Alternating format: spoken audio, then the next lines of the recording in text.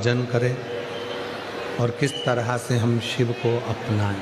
ये शिव महापुराण की कथा कहती है, भगवान शंकर का चरित्र कहता है। 7 दिन में से कोई एक दिन की कथा भी यदि आपकी और हमारी जिंदगी में उतर जाती है तो वो जीवन का सुख प्रदान कर देती है, जीवन का आनंद प्रदान कर देती है।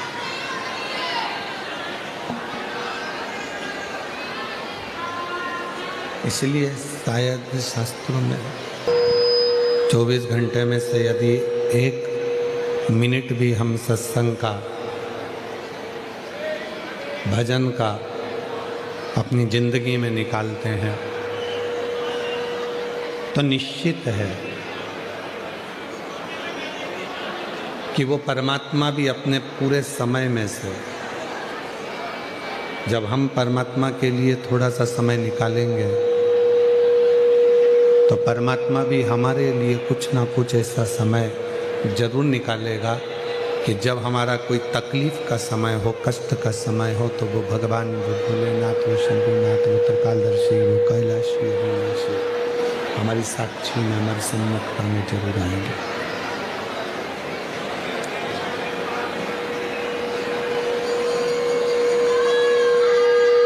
शिव को तुमसे धन हो, शंकर भगवान को तुमसे ना धन चाहिए, शंकर भगवान को ना तुमसे वैभव चाहिए, शंकर भगवान को केवल तुमसे तुम्हारा निर्मल भाव और निर्मल स्वभाव चाहिए।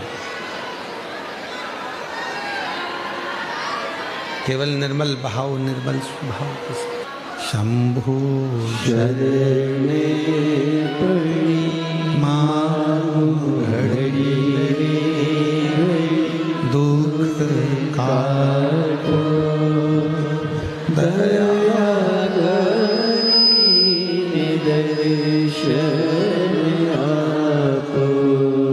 शिव कथा कहती है, भगवान शंकर का चरित्र कहता है, शिव महापुराण की कथा कह रही है। एक भक्ति, एक विश्वास शिव के करीब में हमको लेकर जाता है। शिव महापुराण में किसी भी वस्तु की, सामग्री की या कोई चीज की मूलता नहीं कही। शिव महापुराण में अगर किसी चीज की बात कही गई है तो वो विश्वास की बात कही है, वो भक्ति और भरोसे की बात करी गई है, विश्वास। रामचरितमानस में भी शंकर भगवान को विश्वास कहा गया है।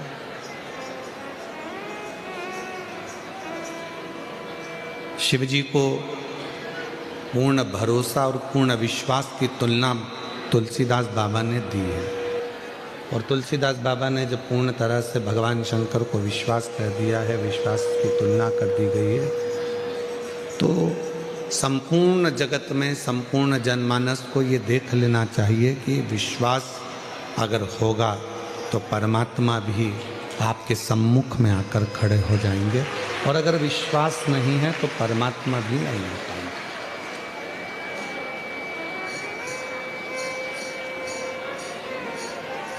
किसके वचन पर, किसकी बात पर आप भरोसा करते हैं, किसके वचन पर आप भरोसा करते हैं, किसकी बात पर आप भरोसा करते हैं, या आपके ऊपर निर्भर करता है, या आपके ऊपर है।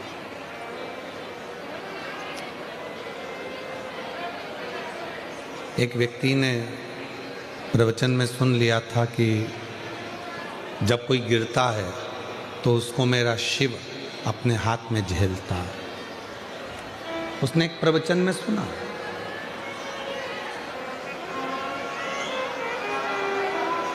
उसने एक प्रवचन में ये सुन लिया कि जब जब कोई गिरता है तो उसको भगवान भोलेनाथ अपने हाथों में झेलते हैं। अपने हाथों में परमात्मा झेलता है, ये उसने अपनी प्रवचन में, सत्संग में, कथा में सुन लिया।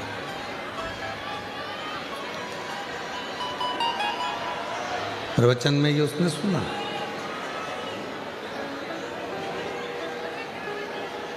और जब उसने प्रवचन में ये सुना तो उसने ये विचार किया कि अब मैं प्रवचन में तो सुनकर आया हूँ, मैंने प्रवचन में तो ये सुना है कि गिरने पर परमात्मा अपनी गोदी में उसको झेल लेता।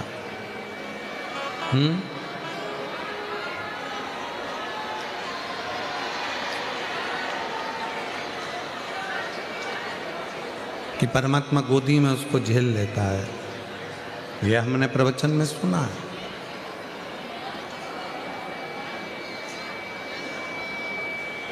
पर गिर के नहीं देखा। और उस व्यक्ति ने अपना विचार करा कि अब एक काम करता हूं कि एक कुएं में मैं गिर कर देखता हूं। पर संत ने ये थोड़ी ना कहा था कि तुम कुएं में गिर कर देखो।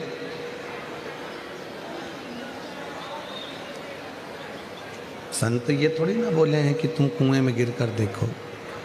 संत ने तो कहा कि जब संसार का मनुष्य गिरता है तो उसको शिव अपने हाथों में झेल लेता है, भगवान शंकर अपने हाथों में झेल लेते। पर उस व्यक्ति ने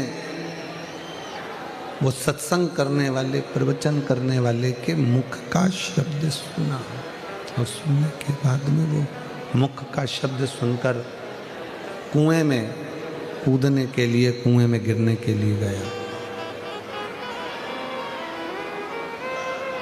और जब वो कुएं में गिरने के लिए गया तो उसके मन में आया कि प्रवचन देने वाले ने तो कह दिया कि जब कोई गिरता है तो शिव जी उसको झेलते हैं, और मान लो मैं कुएं में गिर गया, शिव जी नहीं आए झेलने के लिए, तो मैं तो मर ही जाऊंगा।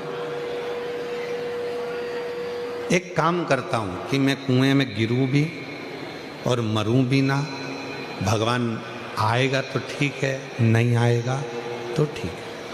पाँव में रस्सी बांध ली उसने और पेड़ से बांधकर रस्सी को वो कुएं में कूद गया।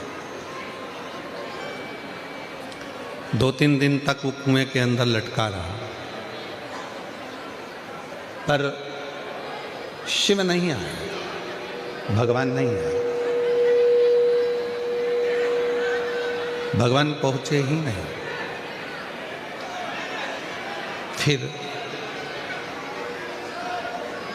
जब भगवान वहां नहीं आए, वहीं से एक व्यक्ति निकल कर जा रहा था, और उस व्यक्ति ने देखा कि कोई कुएं में पड़ा हुआ है।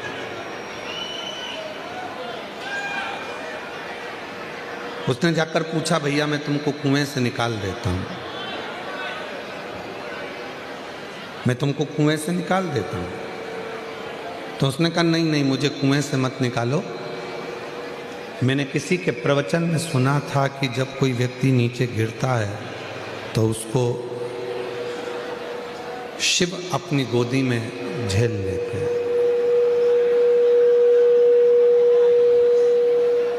भगवान शंकर उसको अपनी गोदी में झेल लेते हैं। मैंने ये प्रवचन में सुना।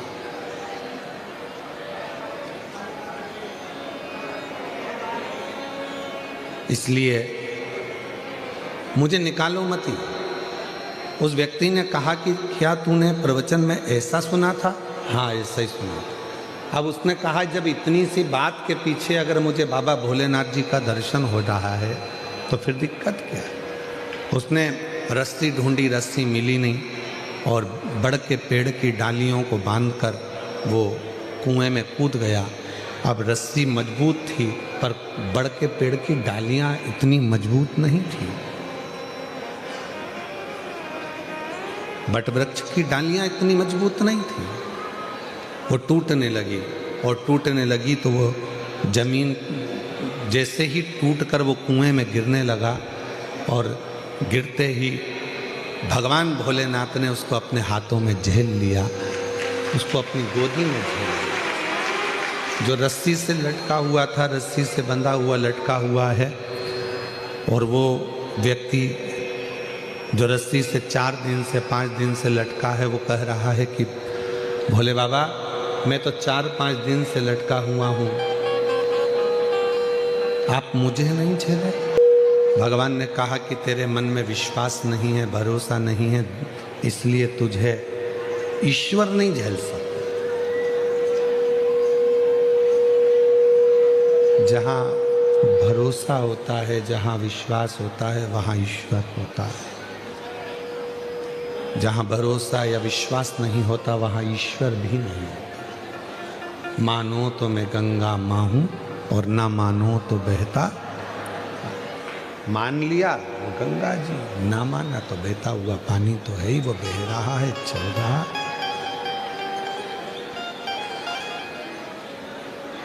वो बह रहा है, चल रहा। शिव विश्वास की एक मूर्ति है, भगवान शंकर भरोसे की एक मूर्ति है। आप अपने गले में रुद्राक्ष पहनते हो? हाथ उठाओ जरा, कितने लोगों ने पहने हैं? रखो रखो, पहनना चाहिए। क्यों? किसी पुराण में किसी देवता ने वचन नहीं दिया, किसी देवता ने किसी पुराण में वचन नहीं दिया। केवल एक पुराण है, शिव महापुराण, जिसमें शंकर भगवान पार्वती को वचन दे रहे हैं।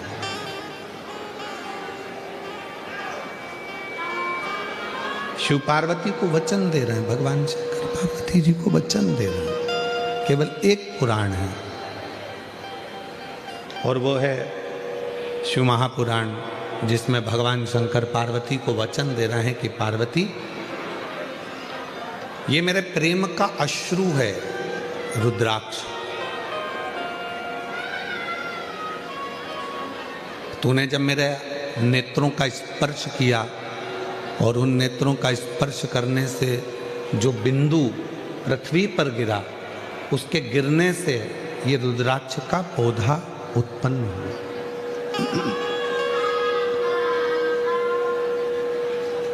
रुद्राक्ष का पौधा उत्पन्न हुआ, ये मेरे प्रेम का प्रतीक है। और दुनिया के लोग, अगर कोई संसार का मनुष्य मुझे ढूंढना चाहता है तो पार्वती, ये रुद्राक्ष मेरा खुद का एक स्वरूप है। जिसके पास रुद्राक्ष होता है, शिव पुराण में शंकर जी पार्वती को वचन देते हैं, उसके साथ मैं हमेशा हर पल, हर घड़ी, हर क्षण रहूंगा। ऐसा कोई पल नहीं जाता, ऐसा कोई क्षण नहीं जाता, ऐसी कोई घड़ी नहीं जाती जिस समय पर मैं उससे दूर हो जाऊं। मैं उसके साथ रहूं, उसके हर पल, हर घड़ी, हर क्षण उसके साथ।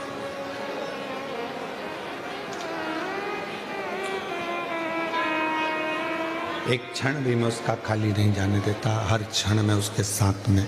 इसलिए शिव महापुराण की कथा कहती है कि अपने गले में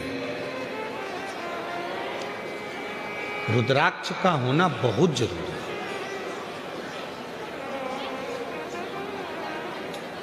जितने ब्लड प्रेशर वाले होते हैं, जितने शुगर वाले होते हैं, काशी में आईआईटी ने इस पर शोध किया है।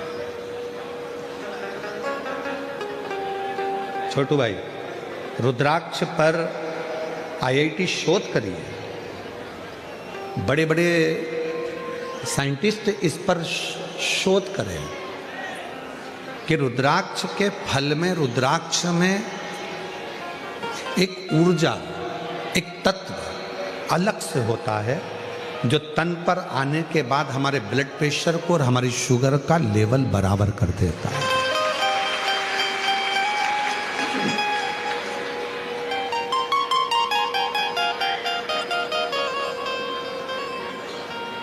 वो हमारे शुगर के लेवल को बराबर कर देता है, बराबर।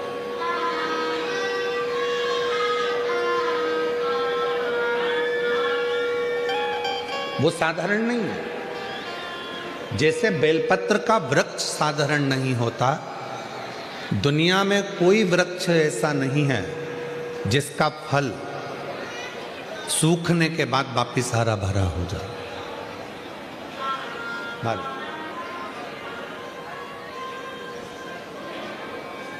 दुनिया में केवल एक बेलपत्री का वृक्ष ऐसा है जिसका बेल का फल बेल के पेड़ में लगा लगा यदि सूख भी जाता है तो सूखने के बाद बेल वृक्ष उसको वापिस ताजा कर देता है, हरा कर देता है और वापिस वो भर जाता है।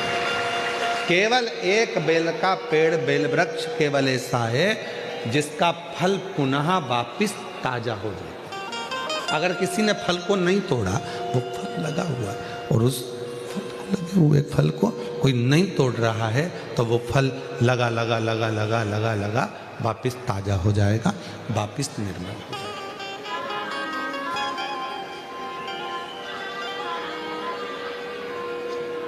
रुद्राक्ष के 4 स्वरूप हैं, सफेद, लाल, पीला और श्याम।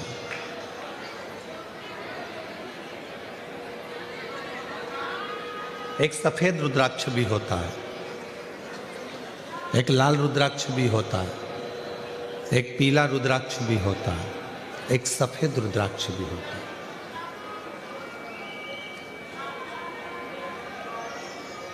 बाबा जी एक कमल रुद्राक्ष भी होता है, एक शालिग्राम रुद्राक्ष भी होता है। वो शालिग्राम की आकृति का होता है। एक कमल रुद्राक्ष होता है, वो कमल की तरह खिला होता है, उसके अंदर भी रुद्राक्ष होता है और पत्तियां उसकी निकली होती है बाबा जी। और जितने रुद्राक्ष होते हैं, एक मुखी से लेकर 14 मुखी तक शिव पुराण में वर्णन है और एक मुखी से 21 मुखी तक स्कंद पुराण में वर्णन है। स्कंद पुराण में सारे रुद्राक्षों में मान लो एक मुखी रुद्राक्ष आपको मिल गया, बाबा की कृपा है। अगर असली मिल गया तो ये शिव कृपा है, शंकर की करुणा, शिव की दया।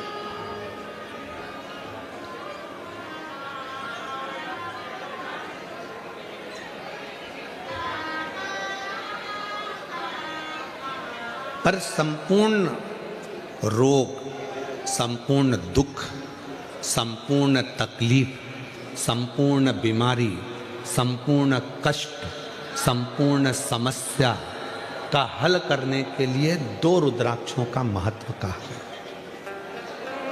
बहुत सालों के बाद ये बात निकली है व्यासपीठ से। हो सकता है आप लोगों के भाग्य होंगे सूरत वासियों के, तो ये कथा नहीं।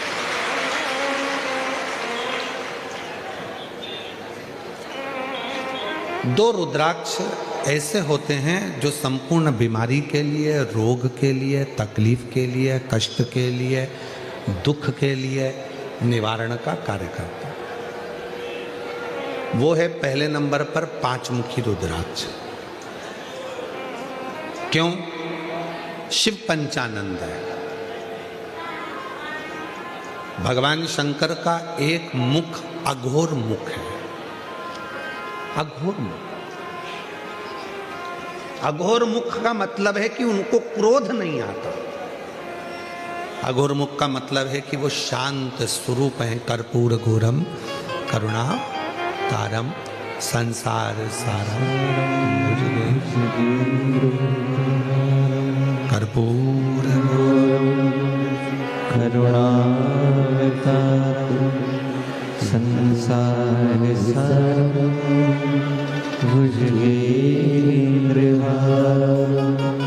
सदा हृदयारविंदे भवं भवानी सहितं नमामि। जैसे आरती होने के बाद में कर्पूर गौरम जब हम गाते हैं और उसमें कपूर को अग्नि में डालते हैं, कपूर को अग्नि में दिया जाता है। आपको सबको कथा में हमने पहले भी वर्णन किया कि कपूर किसका प्रतीक है।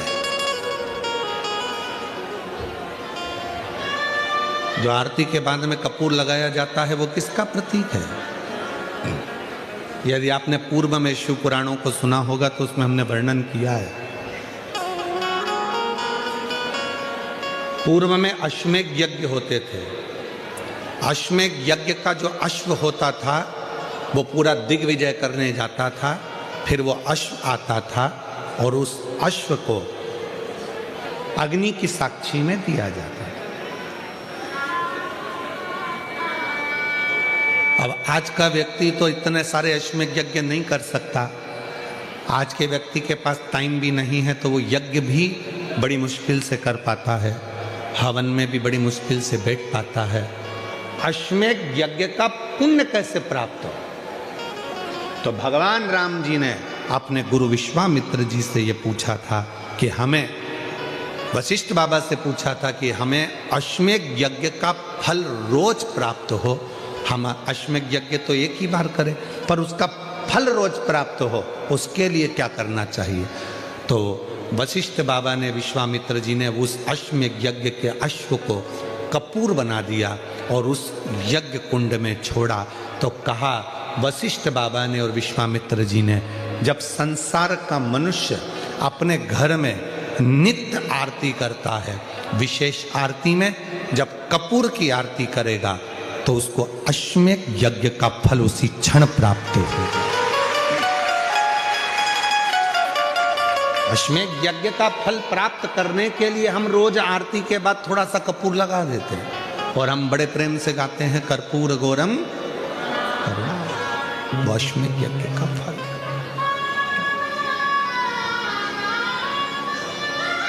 हमारे सनातन धर्म में जितनी भी चीजें होती हैं कोई साधारण नहीं है हमारा।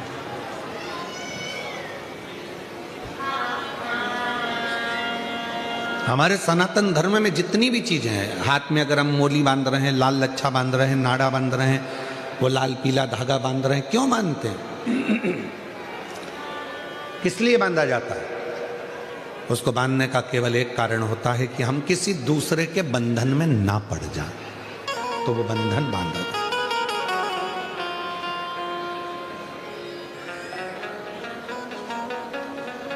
हमारे सनातन धर्म में माताएं तिलक लगाती हैं, बिंदी लगाती हैं, मांग भरती हैं।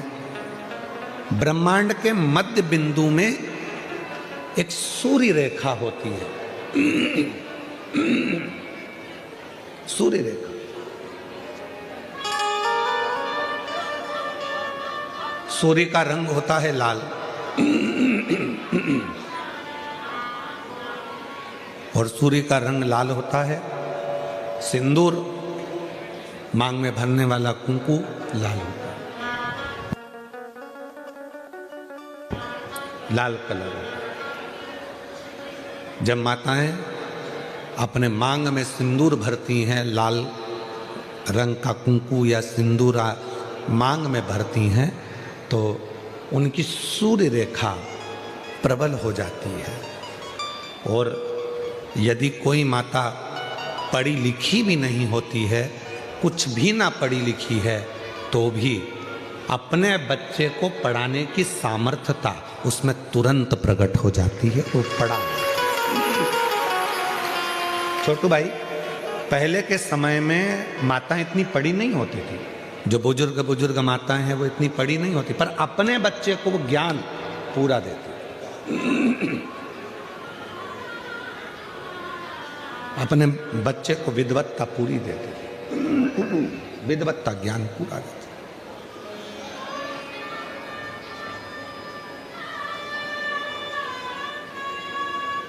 जितने भी सनातन धर्म के ये कार्य हैं, हाथ में मोली बांधना, मस्तक पर तिलक लगाना, मांग भर लेना, मंगल सूत्र धारण कर लेना,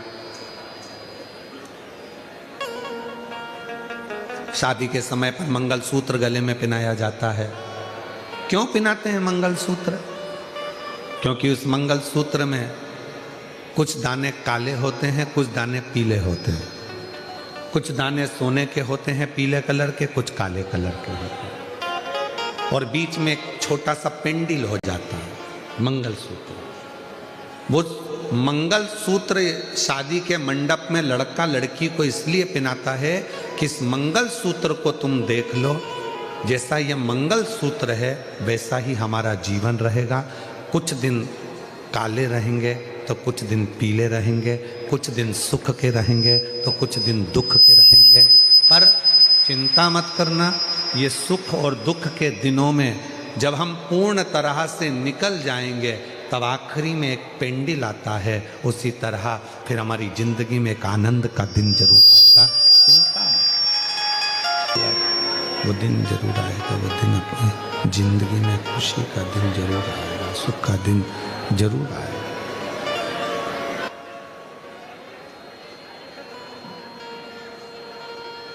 मंगलसूत्र हमें प्रेरणा दे रहा है, सुख और दुख आएंगे। जिंदगी है, कभी भी याद रखना, कोई महाराज तुमको मिल जाए और कह दे कि मैं तुम्हारी जिंदगी में दुख नहीं आने दूंगा, समझ लेना पक्का बेवकूफ बना रहा। तुमसे पैसे कमाना होंगे इसलिए वो कह रहा है कि तुम्हारी जिंदगी में दुख नहीं आने दो। भगवान राम जी की जिंदगी में दुख आया, इतने बड़े बड़े गुरु जी उनके थे। भगवान कृष्ण की जिंदगी में दुख आया, इतने बड़े बड़े गुरु जी उनकी जिंदगी में थे। माँ जानकी के पिताजी के यहाँ इतने बड़े बड़े गुरु जी थे, तो भी माँ जानकी की जिंदगी में दुख आया। तो कोई तुमसे कह दे कि मैं तुम्हारे जीवन में कभी तुम्हें दुख नहीं आने दूंगा, मैं तुम्हें ऐसी विद्या बता दूंगा कि तुम्हें तकलीफ नहीं आएगी, या मैं तुम्हारे को कहीं से गड़ा हुआ धन निकाल कर दे दूंगा, या मैं तुम्हारे लिए कोई ऐसा जादू फादू कर दूंगा, कहने में मत आना। आजकल बेवकूफ बनाने वाले बहुत घूम रहे हैं, इनके कहने में मत। अपना दुख अपने को काटना। अपने को छींक आई है, छींक आई तो पड़ोसी छींकेगा क्या? जम के बोलो, बच्चे छींकेंगे क्या? अपनी छींक अपन को छींकना। अपने को खांसी आई, अपने को खांसी। अभी हमारे गले में खराश आ रही थी और हम माइक बंद करके तुमको इशारे में बोले खराश लो, तो तुम्हारे खराशने से हमारा खराश बंद हो जाएगा क्या? अरे बोलो तो जम के, नहीं होगा। दुख तुम्हारा है। कबीरा बाबा ने कहा, गुरु की करनी गुरु भरेगा और चेले की करनी चेला। उड़ जाएगा हंस अकेला। आपके कर्म का भोग आपको भोगना है। हम क्यों कहते हैं कि शंकर जी के मंदिर जाओ, एक लोटा जल चढ़ाओ, घर का प्रत्येक बच्चा शिव के मंदिर जाए? क्यों कहते हैं? क्योंकि उसके कर्म का भोग उसको भोगना है। आज से अगर वो मंदिर जाना चालू कर देगा, लोटा भर के जल चढ़ाना चालू कर देगा, तो उसकी जिंदगी वो अच्छी बनाना प्रारंभ कर देगा, उसका जीवन सार्थक बनाना प्रारंभ। इसलिए उसको स्वयं को मंदिर जाना, उसको स्वयं को मंदिर पहुंचना, उसको स्वयं जल चढ़ाने जाना, उसको स्वयं को भगवत का भजन करना। कई माताएं कह देती हैं कि गुरुजी मेरा बेटा पशुपति व्रत नहीं करेगा तो मैं कर लूं। तो हमने कहा कि क्यों नहीं करेगा? बोलो उसको, तेरे ही भाग्य के लिए कर रहे हैं ना, तू अपने लिए ही कर रहा है ना, कर। शंकर के मंदिर में एक लोटा जल तू अपने लिए चढ़ा रहा है ना, चढ़ा।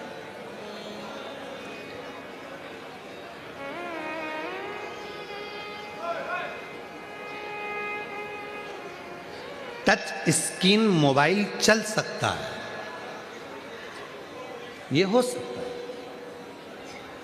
पर टच पुण्य नहीं हो सकता। पाप भी तुम्हारा है और पुण्य भी तुम्हारा।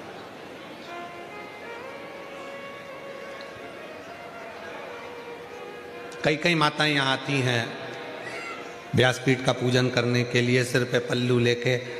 उसका पति अगर कुछ दान कर रहा है या बेलपत्र चढ़ा रहा है तो वो अपने पति को छू लेती है, टच कर लेती है। तो हमने एक दो माताओं से पूछा इससे क्या होता है, तो कहा 50-50 आधा। हमने कहा ठीक है, अगर ये 50-50 हो सकता है तो अब किसी की यहाँ शादी में जाना, एक थाली भोजन लेना, पत्नी से कहना तू टच करके रख, मैं खाता हूं। काय बाबा जी, टच करते रहो।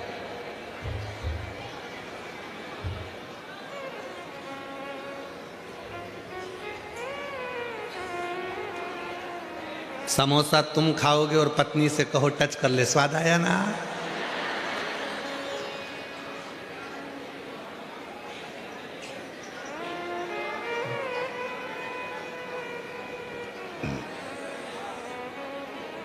पानी पतासे वाले की दुकान पर जाकर कहना जरा मीठा पानी डालो, इसमें तीखा पानी डालो।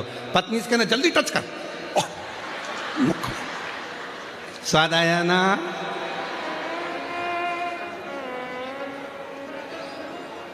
पति खाएगा तो पति को स्वाद आएगा और पत्नी खाएगी तो पत्नी को। फिर ये सिस्टम कौन ने लगा दिया? ये सिस्टम लेकर कौन आया कि टच कर लो? यहां टच करने पे लोगों को जूते पड़ जाते हैं और ये टच का सिस्टम ठीक नहीं है। कोरोना बीमारी इसी से फैली थी, तुम्हारे टच से। इस बीमारी से जरा संभल के रहना, ये वो बीमारी है, ये कहीं ना कहीं तुम्हें डुबो देगी। तुम सोचो कि मैं व्रत करूंगी उनको मिल जाएगा, वो करेंगे उनको मिल जाएगा, वो करेंगे उनको मिल जाएंगे। सारी समस्या का हल सबको चढ़ाना। बच्चे हैं, जाओ स्कूल जाने के पहले एक लोटा जल लेकर जाओ।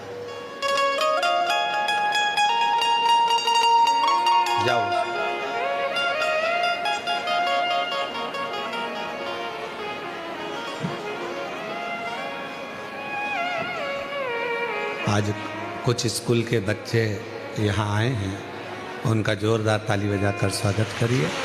भाव से वो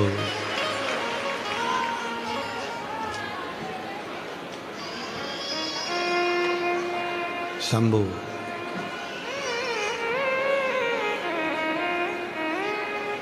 एक बार जोरदार ताली बजाओ इन सभी स्कूल बच्चों के लिए जो सुंदर प्रेरणा आनंद लेकर हैं। तो टच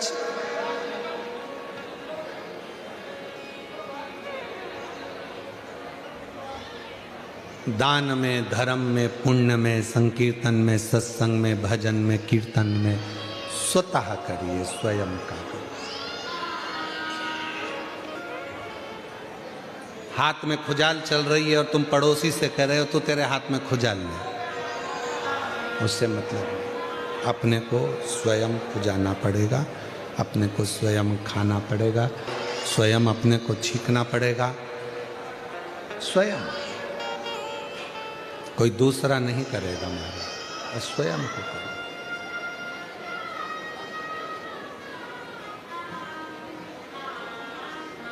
और देख लिया संसार हमने, देख लिया सब मतलब के यार हमने, देख लिया झूठे नाते, झूठे रिश्ते, झूठे नाते, झूठे रिश्ते, अरे झूठा संसार हमने देख लिया, सब मतलब के यार हमने देख लिया, देख लिया संसार हमने देख लिया, देख लिया संसार हमने देख लिया।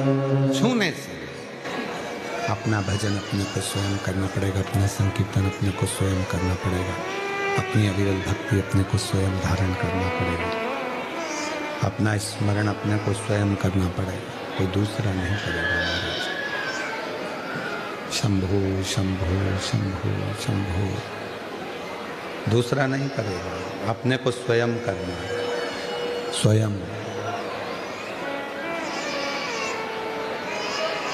तो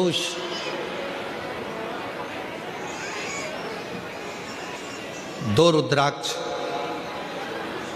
एक मुखी से 14 मुखी के बीच में, एक मुखी से 21 मुखी के बीच में, 1 से 14 के बीच में, 1 से 21 के बीच में 2 रुद्राक्ष हैं। वो 2 रुद्राक्ष जो दुख को, तकलीफ को, कष्ट को, रोग को, बीमारी को, तकलीफों को मिटा दे, वो 2 रुद्राक्ष। पहले नंबर का रुद्राक्ष है कितने मुखी? जम के बोलो, 5 मुखी।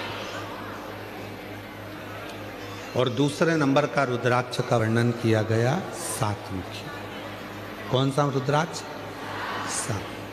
पहला है 5 मुखी, दूसरा है 7 मुखी। ये दोनों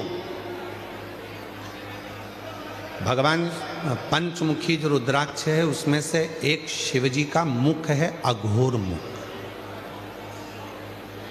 अघोर मुख।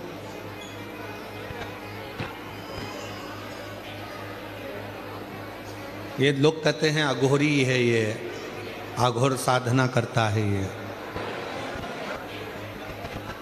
ये अघोरी है। अघोरी का मतलब, अघोर का मतलब होता है कि किसी को कष्ट ना दे।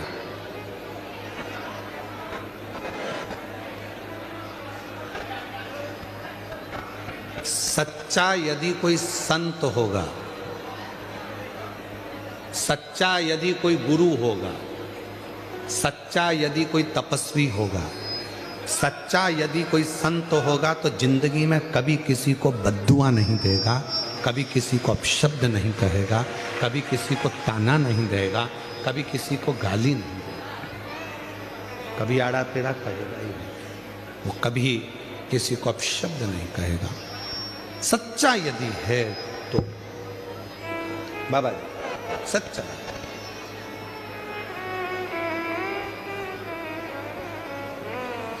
छोटू भाई, ये फ्लाइट बाबा हैं। भारत की भूमि हो चाहे विदेश की भूमि हो, जमीन पर इनका कोई मकान नहीं है, जमीन पर कोई इनका आश्रम नहीं है, जमीन पर इनका कोई बैंक में अकाउंट नहीं है।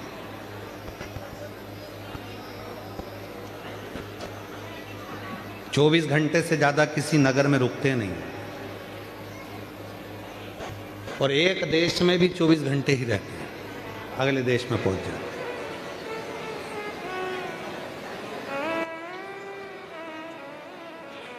शायद ही कोई सेठ होगा, कोई करोड़पति होगा, कोई अरबपति होगा जो दान धर्म इतना करता होगा जितना ये फ्लाइट बाबा।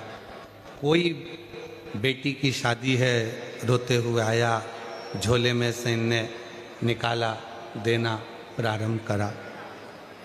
क्या कोई रकम, क्या कोई गहना, क्या कोई पैसा, कोई शिक्षा है, कोई चिकित्सा है, बाबा रहते फक्कड़ हैं। लोगों को लगेगा कुछ नहीं, पर वो कपड़े में ना जाने क्या रहता है कि बाबा की कृपा से सबको प्राप्त भी होता रहता है। बाबा फक्कड़ है, कुछ नहीं है, पर इनका बड़ा प्रेम है कि वो यहाँ आते हैं, कथा में आशीर्वाद मिल जाता है, साधुता दर्शन हो जाता है। यही पुण्य था, यही पुण्य।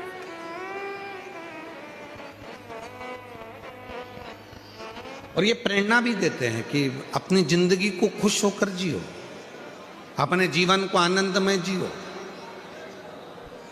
2 रुद्राक्ष हैं, और वो 2 रुद्राक्ष में एक 5 मुखी, एक 7 मुखी। 5 मुखी रुद्राक्ष में एक, ये 5 मुखी जो रुद्राक्ष होते हैं, इसमें शंकर भगवान का एक अघोर मुख होता है, वो शांति का प्रतीक हो, शांति, सहजता का। लोग कहते हैं कि अघोरी के पास मत जाना, अघोर विद्या करने वाले दूसरे का बुरा कर, ना ना ना। सच्चा अघोरी, सच्चा शंकर का भक्त, सच्चा परमात्मा का भक्त कभी किसी का बुरा करता ही नहीं। चलो उठाकर देखिए अपने शास्त्रों को, बड़े बड़े ध्यान से उठाकर देखना आप, कहीं सिवर वाला महाराज गलत तो नहीं बोल दिया। उठाकर देखिए पुराने पुराने शास्त्रों को।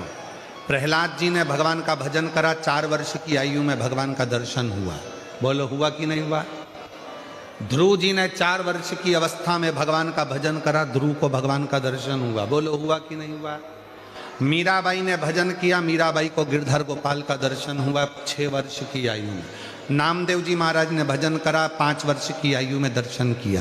संत तुकाराम जी ने 3 वर्ष की आयु में भगवान का दर्शन करा। मुक्ताबाई, जीजाबाई, जितनी भी माताएं संत, ये सब ने भगवान का दर्शन किया। रामकृष्ण परमहंस ने 9 वर्ष की आयु में भगवान का दर्शन किया।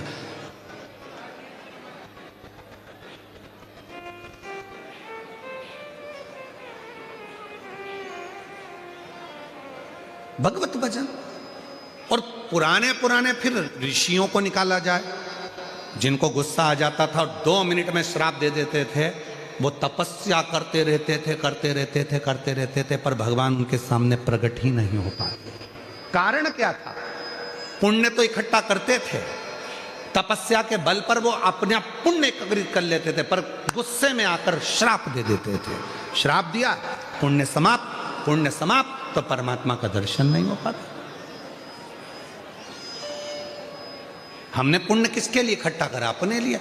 और अगर हम उसको अपशब्द कहकर, गाली देकर, आड़ा टेढ़ा बोलकर, बद्दुआ देकर, किसी को श्राप देकर अपने पुण्य को अगर हम समाप्त कर लेते हैं तो परमात्मा कभी नहीं मिलता। कई लोग कह देते हैं हमने इतना भजन करा है हमें परमात्मा लेने आएगा, मैंने इतना भजन करा है मुझे भगवान लेने के लिए आएगा, मैंने इतना तप करा है मुझे परमात्मा दर्शन देने के लिए। नहीं आ सकता, कभी भी नहीं आ सकता। यदि आपके मुख से आपने किसी को बद्दुआ दी है, आप शब्द कहा है, ताना दिया है, आड़ा टेढ़ा बोला है, तो मेरा परमात्मा, मेरी देवी कभी तुम्हारे सामने प्रकट नहीं हो सकती, तुम्हारे सामने आ ही नहीं सकती। ना तुम्हें दर्शन देगी, ना तुम्हें मुक्ति देगी। अब शब्द बोला। विक्रम बेताल की कथा किस किसने देखी टीवी पर? हाथ उठाइए। विक्रम बेताल नाटक आता था, सीरियल आता था, आज भी डला होगा टीवी पर, यूट्यूब पर। उसका सबसे बड़ा एक ही चीज थी, क्या थी? तू बोला मैं चला। बस वो विक्रम बेताल की कथा संत को याद कर लेना चाहिए, एक अच्छे साधु को याद कर लेना चाहिए कि हमारे मुख से अपशब्द निकला और हमारा पुण्य चला। तू बोला मैं चला, तूने अपशब्द बोला, तूने बद्दुआ दी, तूने अपशब्द बोला, तूने श्राप दिया, तूने आड़ा टेढ़ा बोला, और वो पुण्य हमारा पूरा चले गया, फिर वो पुण्य नहीं रहता।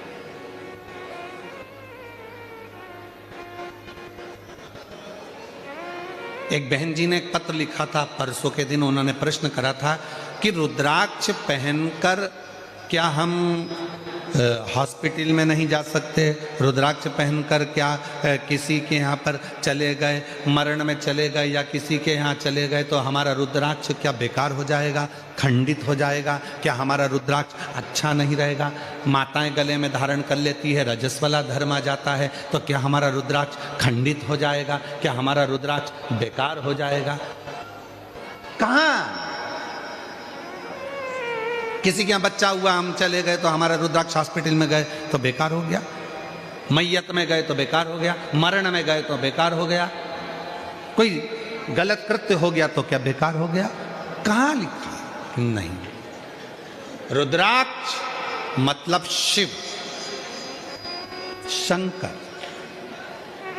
वो अगर आपके गले में पड़ा है तो आप कितने भी अपवित्र क्यों ना हो गए तो भी वो रुद्राक्ष अपने आप आपको पवित्र कर देता है, अपने आप वो पवित्रता प्रदान करता है अपने आप। माताएं कहती है हम रुद्राक्ष पहनेंगे हमारे साथ में ये प्रॉब्लम हो जाएगी, हमारे साथ वो। अरे रुद्राक्ष धारण करा मतलब वो पवित्रता प्रदान करेगा, पवित्रता देगा। कई कहता है हम शमशान में पहन कर जाएंगे हमारा रुद्राक्ष बेकार हो गया ना। तुलसी की माला और रुद्राक्ष की माला कभी जिंदगी में अशुद्ध नहीं होती, वो शुद्ध की शुद्ध बनी रहती है, वो पवित्र की पवित्र बनी रहती है, उसमें शुद्धता रहती है। उसकी अपवित्रता कब, वो अपवित्र नहीं होती, उसमें पवित्रता बनी, वो शुद्ध नहीं होती।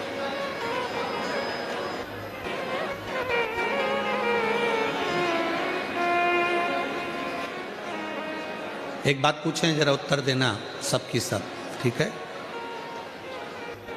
तुलसी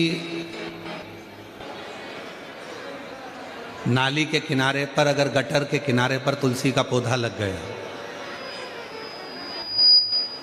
तो क्या वो तुलसी नहीं रहेगी? जम के तो बोलो। छत पर लग गई तो भी, शमशान में तुलसी लग गई तो भी तुलसी है, गौशाला में लग गई तो भी तुलसी है, मंदिर में लग गई तो भी तुलसी है, रोड के किनारे लग गई तो भी तुलसी है। तुलसी तो तुलसी, उसमें कोई अशुद्धता का भाव नहीं आता, वो अशुद्ध नहीं होती, वो शुद्ध है। उसी तरह रुद्राक्ष,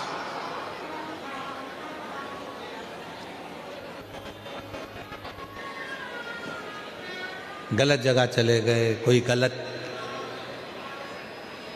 खाने पीने वालों के साथ में बैठ गए, कोई गलत व्यक्ति का संग मिल गया, तो क्या रुद्राक्ष हमारा शुद्ध हो गया? नहीं। रुद्राक्ष की शुद्धता वो अपने आप में पवित्रता है और पवित्र रहता है, उसमें अशुद्धता का भाव नहीं आता। वो शुद्ध है, शुद्ध रहेगा और शुद्धता का कार्य ही वो करेगा। शुद्धता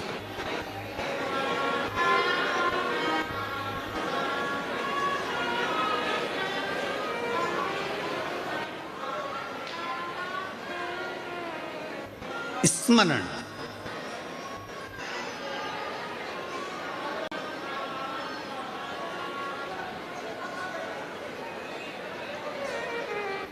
भोले शंकर त्रिपुरारी माँ गंगा जी की बलिहारी। भोले शंकर त्रिपुरारी माँ गंगा जी की बलिहारी। भोले शंकर त्रिपुरारी माँ गंगा जी की बलिहारी। बैठ जाओ, बैठ जाओ। भोले शंकर त्रिपुरारी माँ, बोलो सब, बोलो सब, बोलो। भोले शंकर त्रिपुरारी माँ गंगा जी की बलिहारी। भोले शंकर त्रिपुरारी माँ गंगा जी की बलिहारी। वल्लभ विठ्ठल गिरधारी माँ यमुना जी की बलिहारी। वल्लभ विठ्ठल गिरधारी माँ यमुना जी की बलिहारी। वल्लभ विठ्ठल गिरधारी माँ यमुना जी की बलिहारी। वल्लभ, सब बोलो। गिरधारी माँ यमुना जी की बलिहारी। ओ भोले शंकर त्रिपुरारी माँ गंगा जी की बलिहारी। भोले शंकर त्रिपुरारी माँ गंगा जी की बलिहारी। बोलो भोले शंकर त्रिपुरारी माँ गंगा जी की बलिहारी। ओ वल्लभ विठ्ठल गिरधारी माँ यमुना जी की बलिहारी। वल्लभ विठ्ठल गिरधारी माँ यमुना जी की बलिहारी। ओ वल्लभ विठ्ठल गिरधारी माँ यमुना जी की बलिहारी। वल्लभ विठ्ठल गिरधारी माँ यमुना जी की बलिहारी।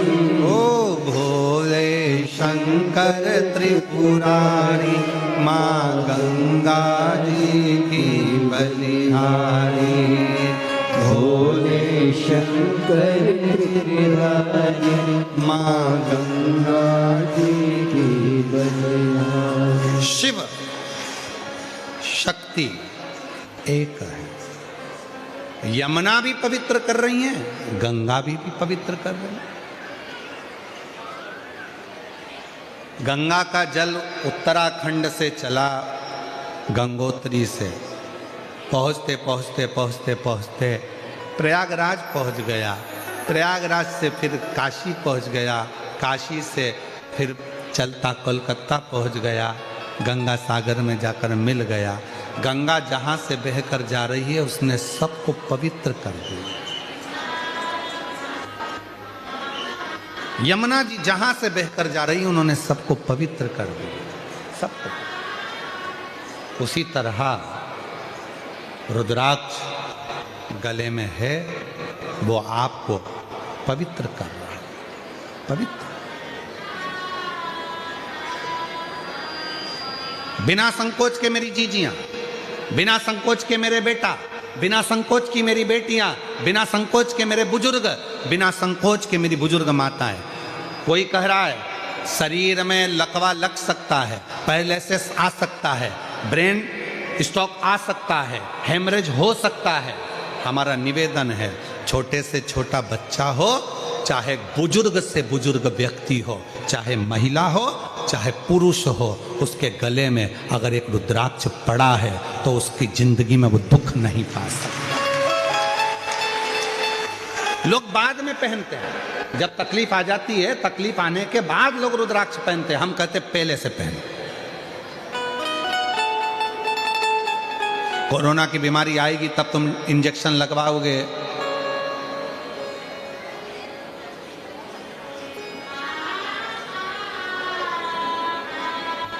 वो बात दूसरी है। हमारे यहाँ देखो कितनी सुंदर बात कही है, बच्चा जन्म लेता है तो जन्म लिए बच्चे को इंजेक्शन लगाए जाते हैं। माँ कितनी रोती होगी, इतना सा बच्चा है, बहुत कमजोर सा, दुबला पतला, इतना सा, और उसको डॉक्टर ने सिस्टर इंजेक्शन टूच टूच के लगा रही है। माँ कहे डॉक्टर साहब इंजेक्शन मत लगा, छोटा सा है, हड्डी हड्डी दिख रही, इतना सा तो बच्चा है, उसको क्यों इंजेक्शन। तुम चुप रहो। आज जो इंजेक्शन लग गया तो आने वाले समय में ना इसको कोई चेचक की बीमारी आएगी, ना ये बच्चा विकलांग होगा, ना इसे कोई गलत रोग होगा। इसलिए छोटे से बच्चे को बचपन में ही, तो हमारे को भी लगा, तुम्हारे भी हाथों में निशान होगा, टोच टोच के लगाते हैं कि ये बच्चा बड़ा हो, बुढ़ा हो, तब तक भी इसकी शरीर में कोई बीमारी नहीं आना चाहिए, इसलिए उसको बचपन से लगाया। आपसे निवेदन है, बीमारी का इंतजार मत करो कि बीमारी आएगी तब हम रुद्राक्ष पहनेंगे। सीहोर जाओ, रुद्राक्ष ले आओ, गले में धारण करो और अपनी जिंदगी को श्रेष्ठ बनाने का प्रयास करो। सीहोर का रुद्राक्ष केवल सीहोर में ही मिलता है। सीहोर का रुद्राक्ष कभी बाजार में बिकने के लिए नहीं आता। सीहोर का रुद्राक्ष कभी मार्केट में नहीं बिकता। सीहोर का रुद्राक्ष सीहोर में निःशुल्क मिलता है। हाथ फैलाकर सुबह 10 बजे से शाम को 5 बजे तक रोज प्राप्त होता है।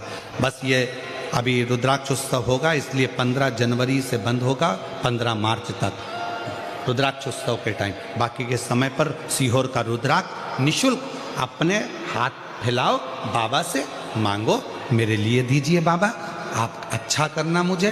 कहीं सीहोर का रुद्राक्ष किसी मार्केट में बिकने के लिए नहीं जाता, कोरियर नहीं करा जाता, ना सीहोर से बाहर भेजा जाता। केवल आप आइए, लीजिए और बाबा का भजन कर कर फिर जाइए। सीहोर का रुद्राक्ष मार्केट में नहीं है। दुनिया के लोग आपसे कह देंगे सीहोर का है, सीहोर का है, तो ऐसे तो कोई भी कह सकता है, कुछ भी बोल सकता है, कोई भरोसा नहीं। रुद्राक्ष सिद्ध है, वो हमारे शरीर को पवित्र करता है। फिर किसी ने कहा कि रुद्राक्ष को हम सिद्ध कैसे करें। हमने तो सुना है किसी के मुख से कि रुद्राक्ष को ऐसा करना पड़ता है, रुद्राक्ष को इतना गलाना पड़ता है, रुद्राक्ष का ऐसा अभिषेक करना पड़ता है, रुद्राक्ष को ऐसे अभिषेक करना पड़ता है। शिव महापुराण की कथा कहती है, भगवान शंकर के मंत्र का शंकर भगवान के शिवलिंग के पास में जाकर भी ना कर सको तो घर में ही रुद्राक्ष को अपने हाथ में लेकर पंचाक्षर मंत्र नमः शिवाय, षडाक्षर मंत्र ओम नमः शिवाय या श्री शिवाय नमस्तुभ्यम, इस मंत्र का जाप कर कर जब हम बाबा का रुद्राक्ष अपने गले में धारण कर लेते हैं तो वो अपने आप सिद्ध ही है और सिद्ध ही रहता है। फिर उसकी कोई गणना नहीं, उसको फिर आप नहीं नकार सकते।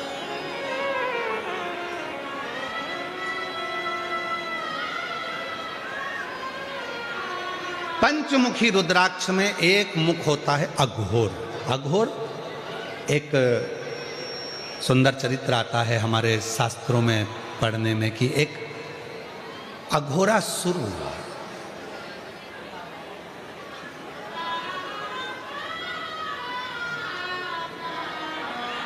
उसने ब्रह्मा जी का बहुत तप किया,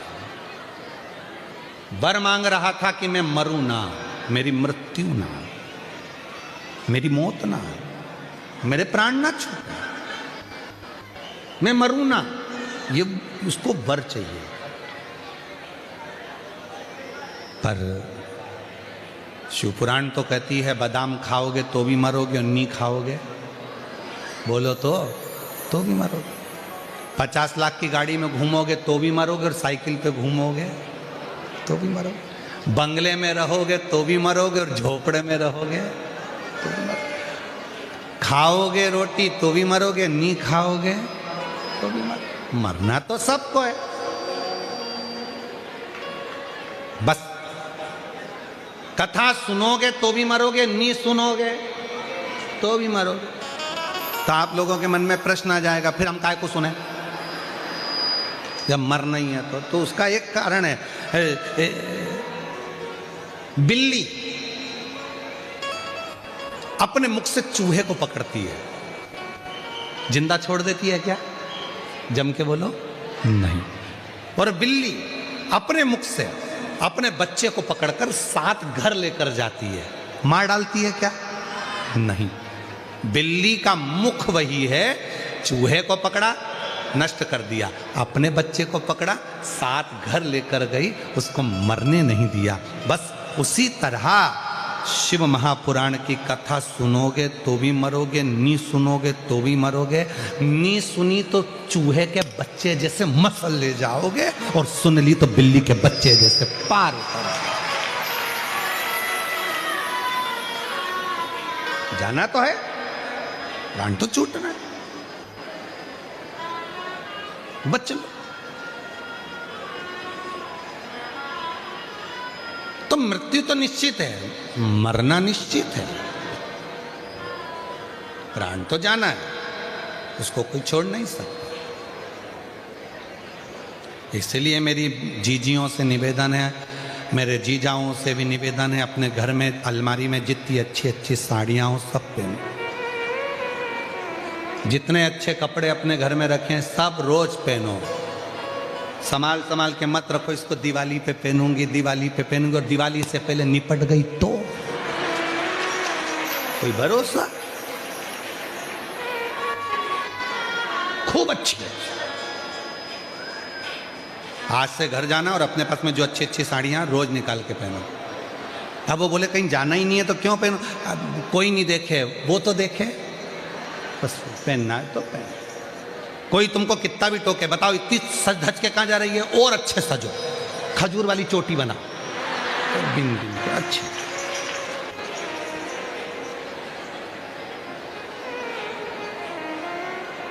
पेंसिल से लाइन और डब्बा भी भारी, और वो धागा से काय को सोचना। और कोई तुमसे कहते बुढ़ापे में ऐसी सज धज के कहां जा रही है, बुढ़ा तेरा बाप। Old is gold. मुझसे कह रही है कि मैं बुढ़ी? हट।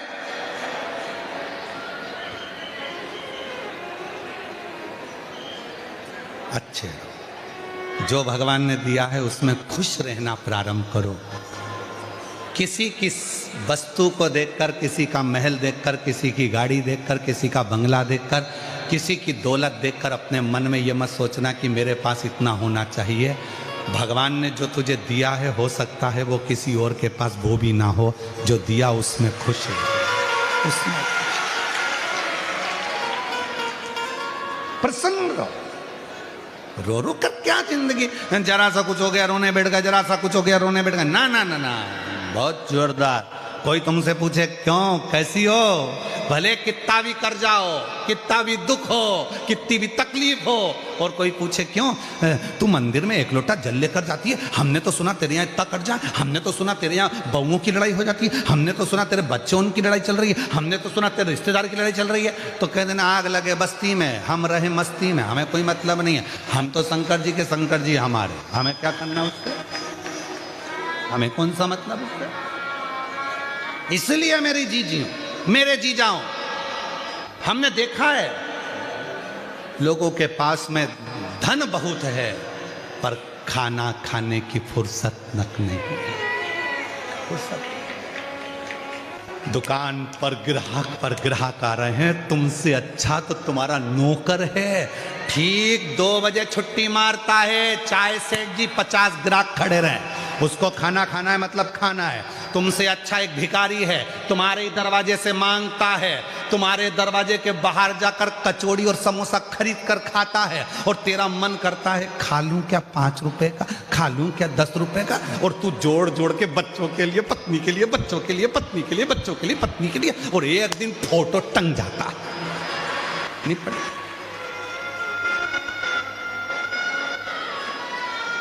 फोटो टंग गया दीवार पर, और उस पे प्लास्टिक के फूल की माला, वो भी हवा में हिल रही। घर की बहुएं सिर पे पल्लू लेके कह रही अम्मा खुश हो रही है। अम्मा खुश नहीं हो रही है, अम्मा कह रही है हम भी जोड़ जोड़ के मर गए, तू भी मर जाएगी, मेरे बाजू में टंग जाएगी, इसलिए जो घर में साड़ी है सब पहन ले, सब पहन। धरा पे धरा।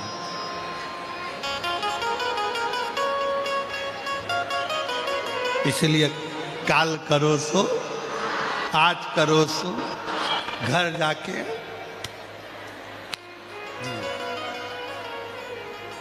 अब नहीं हम किसी की सुने, हम तो अपनी मस्ती में, अपनी अलमस्ती में, शिव के भजन में, संकीर्तन में, कुछ भी दुख हो तो इस चेहरे पर प्रसन्नता रखकर श्री शिवाय नमस्ते हम कहते हुए अपनी जिंदगी को जीते हैं, कहते। और बस वही जीवन का एक वही चीज। तो रुद्राक्ष एक अघोरासुर हो गए, और वो अघोरासुर ने महाराज ब्रह्मा जी से वर मांगा कि मैं कभी मरूं ना, मेरे प्राण ना जाएं, मेरी मृत्यु ना हो। ना ना, मृत्यु तो निश्चित, प्राण तो छूटेंगे, मरना तो पड़ेगा, प्राण तो जाए। तो फिर करा क्या जाए, तो कहा एक काम करो, फिर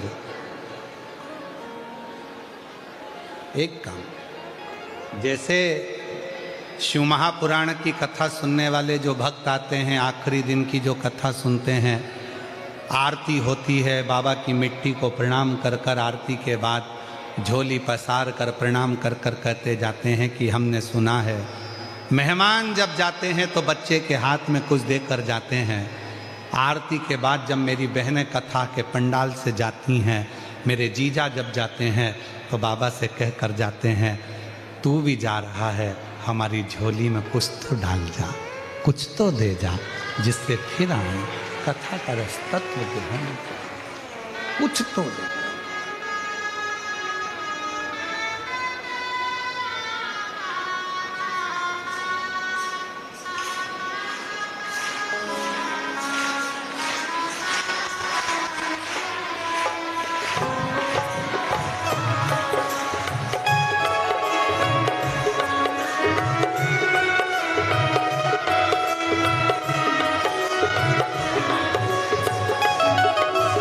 कब से खड़े हैं झोली पसार, क्यों ना सुने तू मेरी पुकार। कब से खड़े हैं झोली पसार, क्यों न सुने तू मेरी पुकार।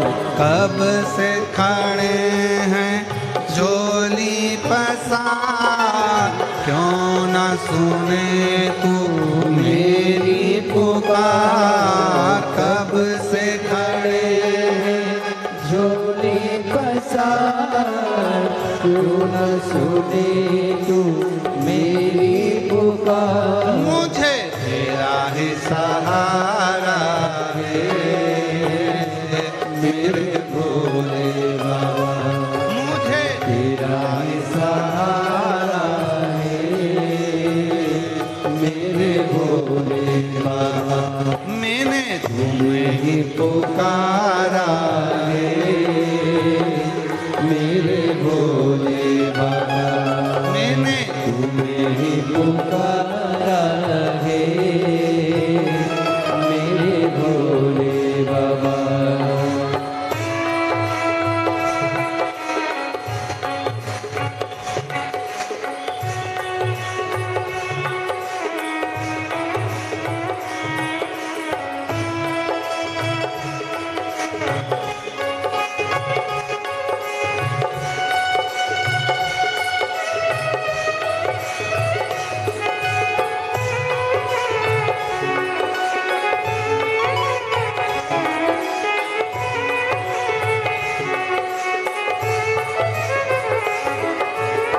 देख लो लगी है आज मंदिर ये भीड़ भारी।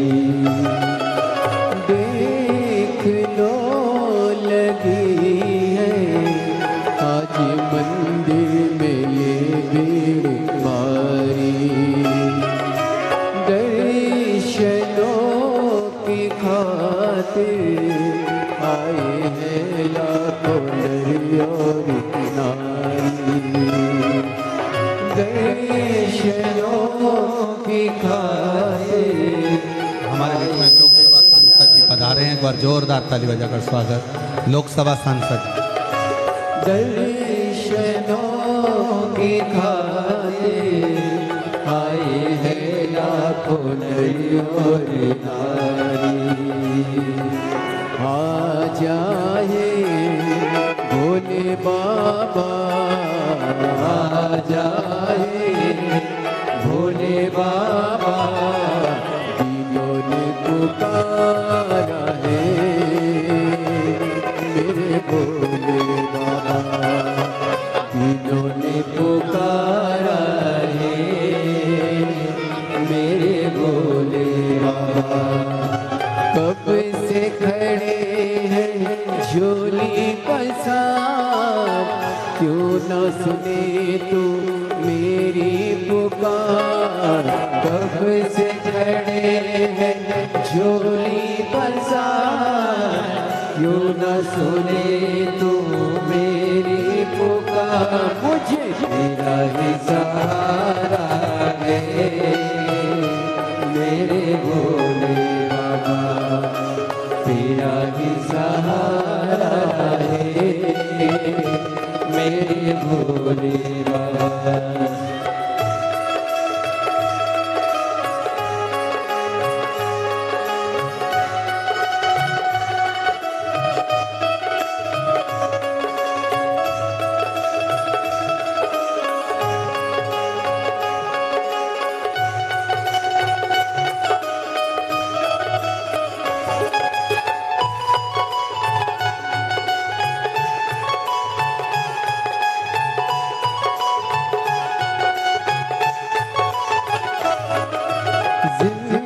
जिंदगी से हारे गम जमाने का हम लेके आए। जिंदगी से हारे गम जमाने का हम लेके आए।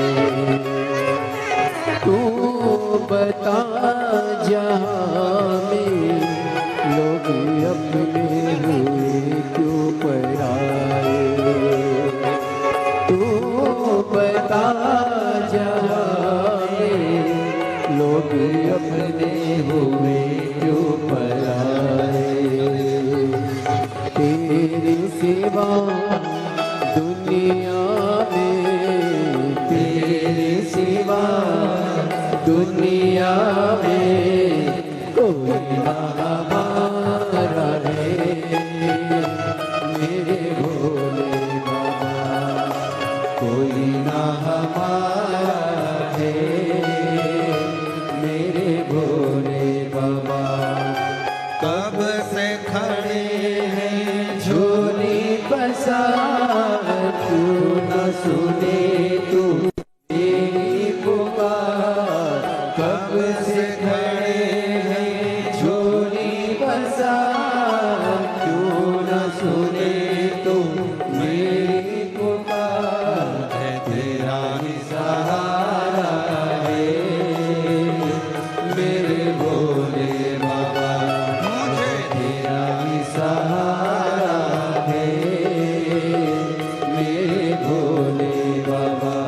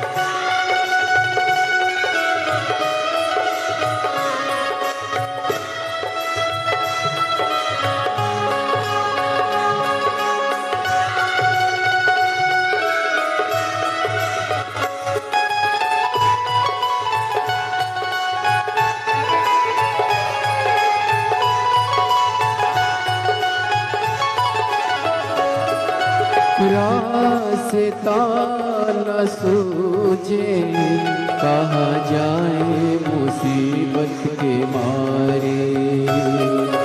रास्ता न सूझे कहाँ जाए मुसीबत के मारे। आसरा है तेरा दूर कर दो ये संकट हमारे। आसरा है तेरा दूर कर दो ये संकट हमारे। सुनते हैं तूने ही सुनते हैं तूने ही लाखों को उबारा है मेरे भोले बाबा। लाखों को उबारा है मेरे भोले बाबा। कब से खड़े हैं झोली पसार क्यों न सुने तू मेरी पुकार। कब से खड़े हैं झोली पसार क्यों न सुने तू मेरी पुकार। मुझे तेरा ही सहारा है मेरे भोले बाबा। मुझे तेरा ही सहारा है मेरे भोले बाबा। मैंने तुम्हें ही पुकारा है मेरे भोले बाबा। मैंने तुम्हें ही पुकारा है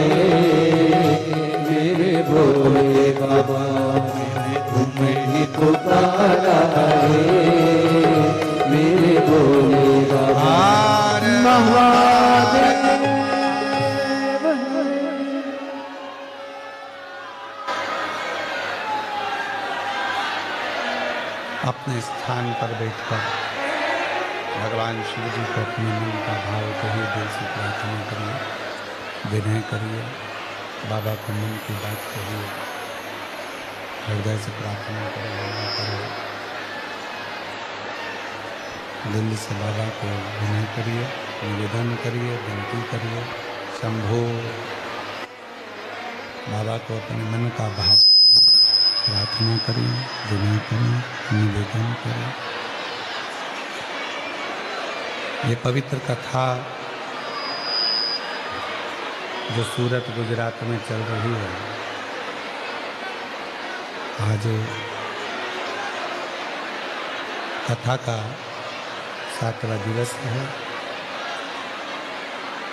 जहाँ जगह मिले वहाँ बैठकर बाबा को अपने मन का भाव कहिए, निवेदन करिए, प्रार्थना करिए, विनती करिए।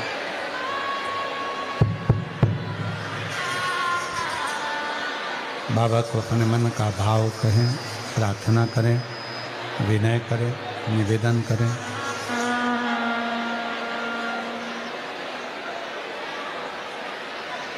ये कथा आज विराम हो जाएगी। 10 तारीख को, 16 तारीख से 22 तारीख तक शिव महापुराण की कथा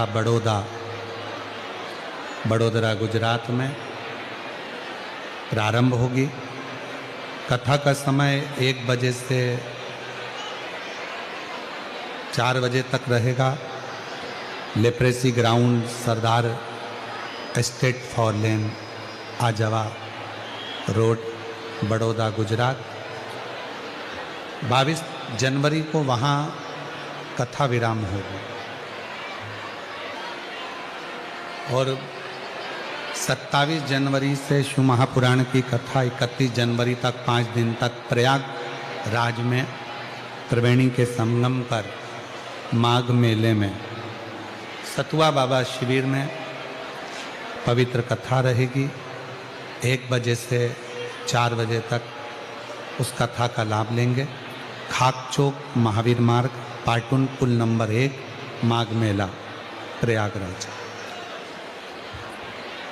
फिर 11, 12, 13 फरवरी डबरा, मध्य प्रदेश में शिव पुराण की कथा 3 दिन की डबरा में रहे। फिर 7 दिवसीय रुद्राक्ष महोत्सव 14 से 20 फरवरी सीहोर बाबा की भूमि कंकर शंकर की धरा पर रहेगी। आप और हम उसको श्रवण करेंगे और जीवन में करेंगे। आज कथा का रिटर्न बढ़ा दे बाबा। आज कथा का 7वां दिन है, विराम दिवस है। जहाँ आपको जगह मिल जाए वहाँ बैठकर बाबा को प्रार्थना करें। साथ में बोलना भी और कहना भी, बाबा तेरे भरोसे ही मैं इस कथा को श्रवण करने के लिए। जो प्रार्थना करने के बाद में जब आप और हम थोड़ी देर के लिए मौन होते हैं, चुप होते हैं,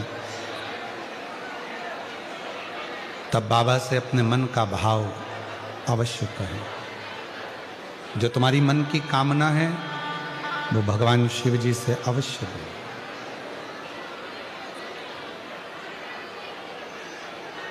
और आज कथा के समापन पर आप लोगों से निवेदन रहेगा, जब आरती हो, आरती के बाद में जब आप लोग यहाँ से जाएं तो भूमि को नमन कर कर, प्रणाम कर कर, उसकी ध्वज मस्तक चढ़ाकर बाबा से निवेदन कर कर, प्रार्थना कर कर चले जाएं। बाबा को विनय कर कर जाएं, प्रार्थना कर कर जाएं, निवेदन कर कर जाएं। साथ में आप लोग और आप और हम सब बोलेंगे, बाबा को प्रार्थना करेंगे, निवेदन करेंगे।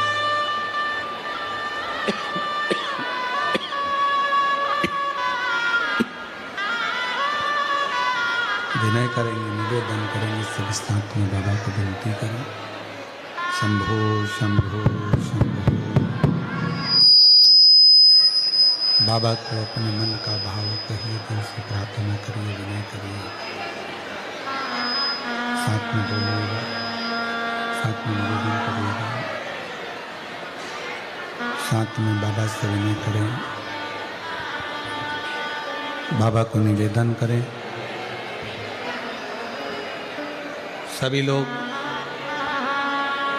आपकी आवाज़ व्यासपीठ तक, व्यासपीठ और आप धाम तक पहुँचे, ऐसे बाबा से प्रार्थना करिए, निवेदन करिए, विनय करिए।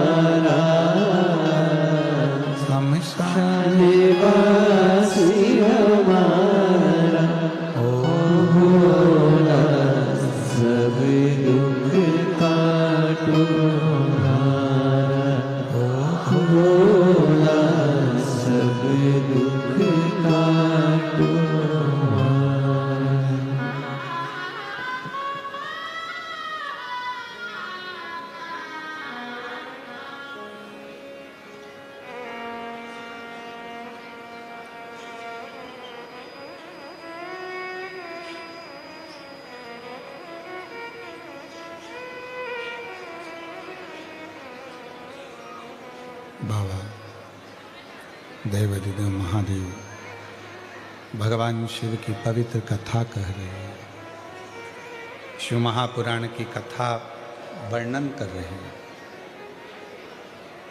एक अघोरासुर हुआ, ब्रह्मा जी से उसने वर मांगा कि मैं मरूं ना,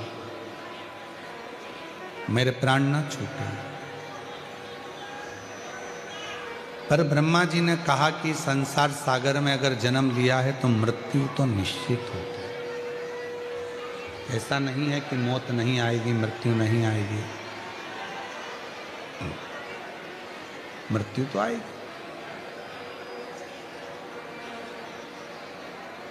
तुम और कोई वर मांग लो जो तुमको चाहिए।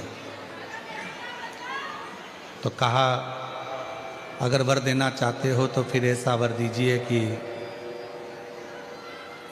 ना मैं नाग से, किन्नर से, गंधर्व से, अप्सरा से, मनुष्य से, पशु से, पक्षी से, किसी से ना मरूं। मेरे सामने आकर अगर कोई मुझे क्रोध कर कर मारना चाहे तो मैं ना मरूं, क्रोध से मैं ना मरूं। हाँ, यदि कोई सरलता के भाव में मुझे मारेगा तो मैं मरने को तैयार।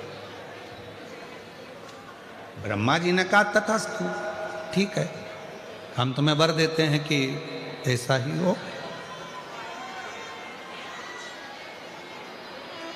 ऐसा ही हो। वर प्राप्त हो गया। अघोरासुर ने उत्पात मचाना प्रारंभ कर दिया। ऐसा उत्पात अघोरासुर ने मचाया कि सारे देवता बहुत घबरा गए, सब परेशान। अब करें तो करें क्या? जो भी अघोरासुर के सामने जाता था, अघोरासुर इतना हरकत करता था, इतनी गलत हरकत करता था कि उनको गुस्सा आ जाता, तो उसको मार ही नहीं सकते। तब ब्रह्मदेव ने भगवान शिव के पास में सूचना पहुंचाई कि इस अघोरासुर को आप समाप्त कर सकते हैं,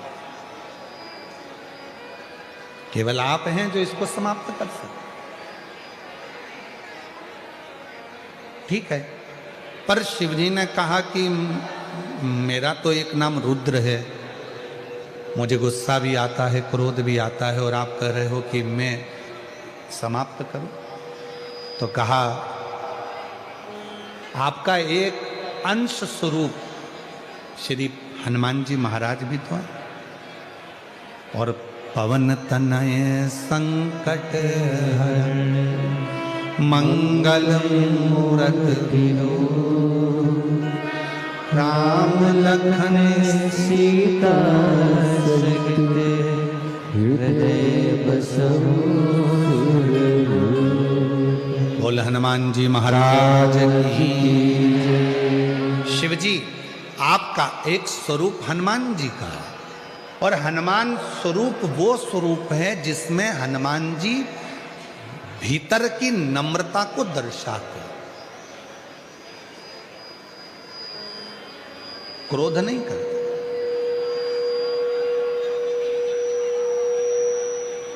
कितना कितना क्रोध हनुमान जी को दिलाया गया, पर हनुमान जी गुस्सा नहीं करे। लंका के राजा रावण ने हनुमान जी का अपमान तक कर दिया था, उनको बैठने के लिए स्थान नहीं दिया था, तो भी हनुमान जी क्रोध नहीं करे।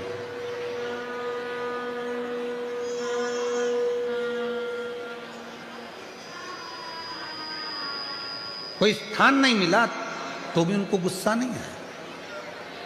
मेरी जीजियों, मेरे जीजाओं, मेरी बेटियों, बेटाओं, मेरे बुजुर्ग माँ बाप, याद रखना, कथा के पंडाल में आप कथा सुनने के लिए आए हो, मालूम पड़ा आपको आगे जगह नहीं मिली, बैठने की जगह नहीं मिली, इतनी भीड़ में आपके ऊपर किसी ने ध्यान नहीं दिया, या आपको कोई स्थान नहीं मिल पाया, आप इसका बेर किसी से ना रखें कि इन्होंने मुझे नहीं बिठाया, इन्होंने ऐसा नहीं करा, उन्होंने ऐसा नहीं, नहीं, विचार मन से निकाल। शीतलता अपने भीतर रखें। हनुमान जी को तो स्थान नहीं दिया था बैठने के लिए, तो भी हनुमान जी महाराज क्रोध नहीं करे, शांति, शांति, कोई गुस्सा नहीं। तब श्री हनुमान जी महाराज को भगवान शिव जी ने याद किया और हनुमान जी को बुलाया कि आज अघोरासुर का वध करना है। मान लो अगर मुझ में क्रोध आ भी जाए, मान लो अगर क्रोध आ भी जाए, तो एक काम करना कि भीतर से शीतलता देना। तो हनुमान जी ने कहा मैं मंत्र जाप करूंगा, राम नाम जप करूंगा और आपको शीतलता दूंगा, पर गंगा जी को भी आमंत्रित करा जाए और पार्वती जी को भी आमंत्रित करा जाए। मां गंगा जी को भी बुलाया। गंगा, जब मैं अघोरासुर को मारूं तब तुम मुझे शीतलता देना, शीतलता। पार्वती, जब मैं अघोरासुर को मारूं तो तुम मुझे शक्ति और भक्ति दोनों साथ देना। ठीक है, हनुमान जी हैं, गंगा जी है और पार्वती जी हैं, और शिव जी आज अघोरासुर को मारने के लिए जा रहे हैं।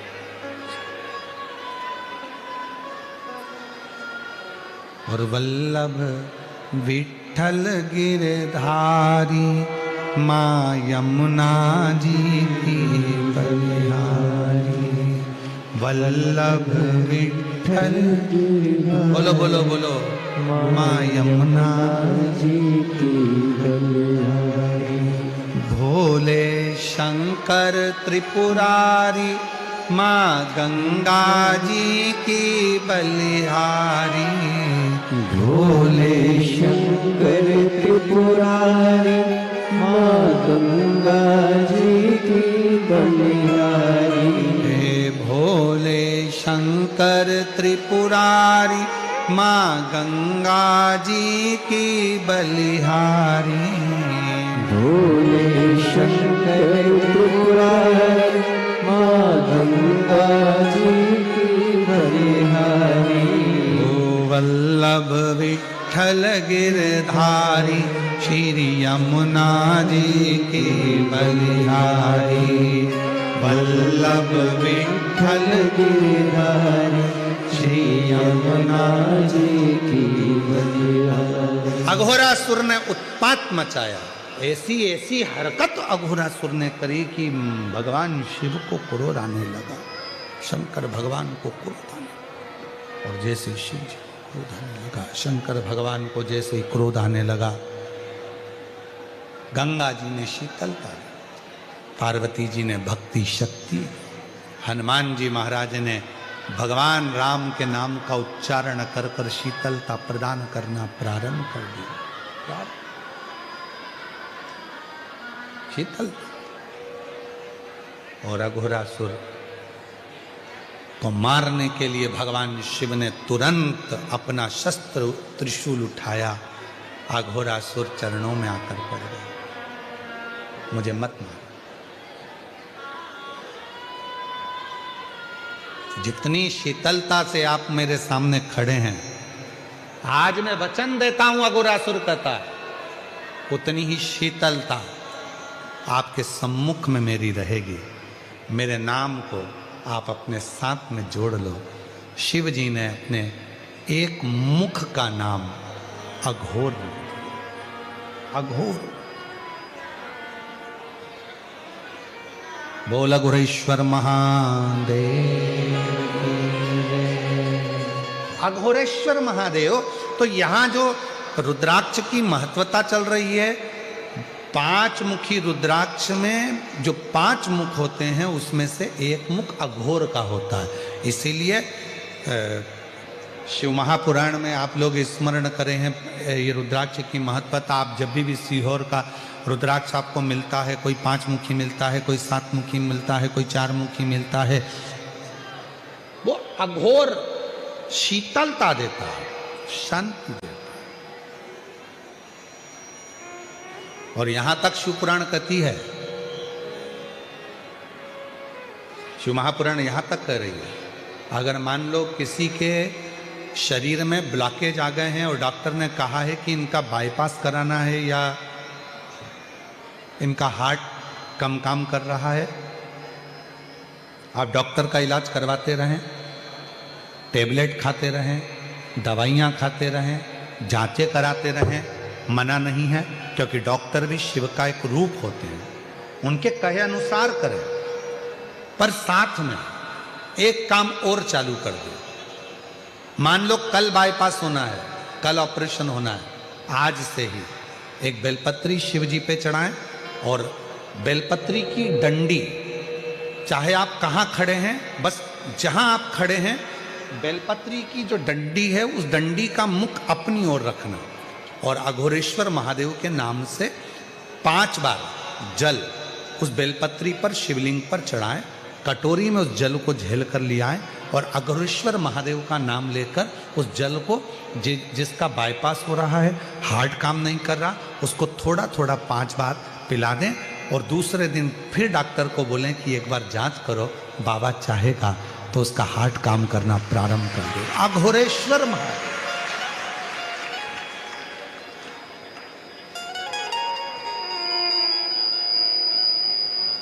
लोग इनको समझ नहीं पाते। लोगों को लगता है कि अघोरी है, अघोर है। अघोर का मतलब होता है शांति, अघोर का मतलब होता है शीतलता, अघोर का मतलब होता है विपदा को हरने वाला, अघोर का मतलब होता है जो तुम्हारे भीतर जो भी आपके जीवन में सुख आने में जो दुख दिए जा रहे हैं, आपकी सुख की जो मार्ग हैं उसमें जो तकलीफें आकर खड़ी हो रही है, उस मार्ग को क्लियर करना, उस मार्ग को साफ करना। तो हमारे शरीर में भी जो मार्ग है, नलियां हैं वो चौक हो रही हैं, उसमें कोई अड़चन आती है तो अघोरेश्वर महादेव का नाम लेकर जल चढ़ाकर 5 बार, या सीहोर का रुद्राक्ष हो, वो भी 5 मुखी ज्यादा होता है, सीहोर का रुद्राक्ष, तो वो अगर है तो उसको भी पानी में गलाकर शिव जी को चढ़ाकर उसका भी जल पिलाएं तो अघोरेश्वर महादेव का स्मरण सुख दे। अघोरेश्वर और ध्यान दे, बड़ी सुंदर बात है। कई लड़के हैं, कई लड़कियां हैं, कई बेटा हैं, कई बेटियां हैं, कहती हैं हमने एग्जाम दिया पर हमारा एग्जाम, हमारी नौकरी नहीं लग रही है, हमारी नौकरी नहीं लग रही है, हमारी नौकरी नहीं लग रही है। तो मेहनत को 4 गुना बढ़ा, अभी तक जितनी पढ़ाई करते थे उसको 4 गुना बढ़ा, अभी तक जितना परिश्रम करते थे उसको 4 गुना बढ़ा, और फिर एग्जाम के लिए बैठो। तो मेरा निवेदन है,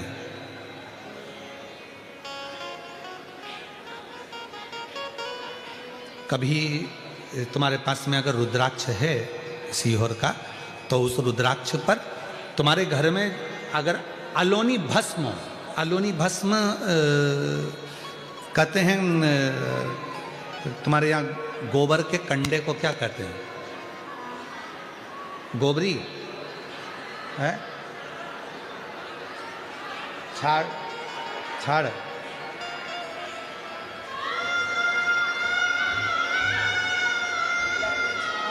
छाना, तो गुजरात में उसको छाना बोलते हैं और महाराष्ट्र में गोबरी कहते हैं, हमारे उधर कंडा कहते हैं। ठीक है, तो जो वो गाय का गोबर होता है तो वो उसको हाथ से थपा हुआ नहीं, गाय ने गोबर किया, नीचे गिरा, सूखा हुआ वो गोबर का कंडा जो होता है उसको जलाकर भस्म बनाकर कपड़े से छानकर उसको डब्बी में रख लेते हैं। जब ऐसा लग रहा है कि मेरा ये काम हो ही नहीं रहा, अटक ही अटक रहा है, तो सोमवार की अष्टमी जब पढ़े तो वो थोड़ी सी जो भस्म है वो उस रुद्राक्ष पर 5 मुखी पर अघोरेश्वर महादेव का नाम लेकर चढ़ा दी जाए, और उसी भस्म को खाकर, उसी भस्म का तिलक लगाकर यदि कार्य के लिए जाया जाए तो वो कार्य सफल होता ही है, उसमें अड़चन आ ही नहीं सकती,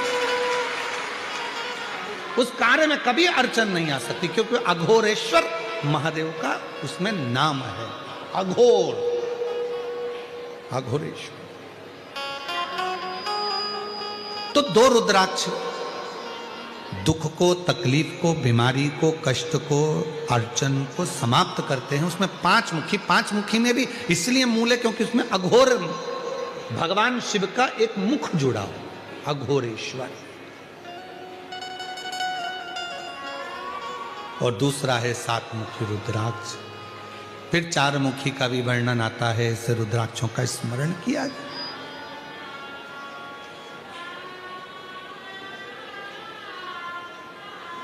और यही 5 मुखी रुद्राक्ष का वर्णन एक और आता है महाराज। डॉक्टर ने कहा कि कमर का गुरिया चले गया है और वो गुरिया खसक गया है, या घुटने का ग्रीस खत्म हो गया है, या घुटने में गैप आ गया है, या कमर में गैप आ गया है, और व्यक्ति को लगे कि मैं बैठ नहीं पा रही हूँ, जमीन पर नहीं बैठ सकती, डॉक्टर कह रहा है कि कुर्सी पर बैठना पड़ेगा, नीचे नहीं काम कर सकती, नीचे नहीं बैठ सकती, गुरिया चले गया है, डॉक्टर का इलाज करवाओ, डॉक्टर को दिखाओ, जांचें कराओ, जो बोले वो करो। साथ में एक काम और करो, अशोक सुंदरी वाली जगह पर, सेनाई शांति रखो।